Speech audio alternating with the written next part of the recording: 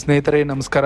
Social media ಅನ್ನೋದು ಕೆಲವೊಮ್ಮೆ ನಮ್ಮ ಮುಂದೆ ಒಂದು ಸುಂದರ ಜೀವನವನ್ನು ತೋರಿಸುತ್ತದೆ. ಕ್ಯೂಟ್ ಕಪಲ್ ಫೋಟೋಗಳು, ಟ್ರಾವೆಲ್ ಫೋಟೋಗಳು, ಬರ್ತ್ಡೇ ಸೆಲೆಬ್ರೇಷನ್ಗಳು, ಪಾರ್ಟಿಗಳು ಇವೆಲ್ಲವನ್ನು ನೋಡಿದಾಗ ಆ ಜೋಡಿ ಜೀವನ ತುಂಬಾ ಖುಷಿಯಾಗಿದೆ ಎಂದು ಅನ್ಕೋತೀವಿ. ಆದ್ರೆ ಸೋಷಿಯಲ್ ಮೀಡಿಯಾದಲ್ಲಿ ಕಾಣಿಸುವ ಜೀವನ ಮತ್ತು ನಿಜ ಜೀವನ ಒಂದೇ ಅಲ್ಲ.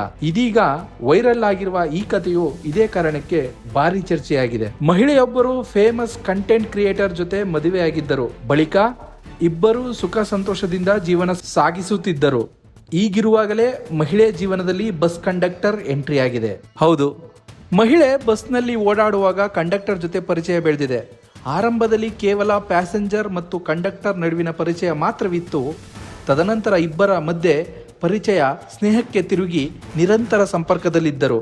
ಇಷ್ಟೆಲ್ಲ ಆದಮೇಲೆ ಇಬ್ಬರ ಸಂಬಂಧ ಕುಟುಂಬದವರಿಗೆ ಅದೇಗೋ ಗೊತ್ತಾಗಿದೆ. ಇದಾದ ಬಳಿಕ ಮಹಿಳೆ ಇದ್ದಕ್ಕಿದ್ದಂತೆ ಮನೆಯಿಂದ ಕಾಣೆಯಾಗಿರುವ ಘಟನೆ ಕುಟುಂಬಸ್ಥರಿಗೆ ಗೊತ್ತಾಗಿದೆ.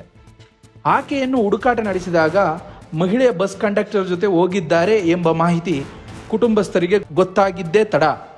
ಮನೆ ಮಂದಿಯೆಲ್ಲ ದಿಗ್ಭ್ರಾಂತರಾಗಿದ್ದಾರೆ.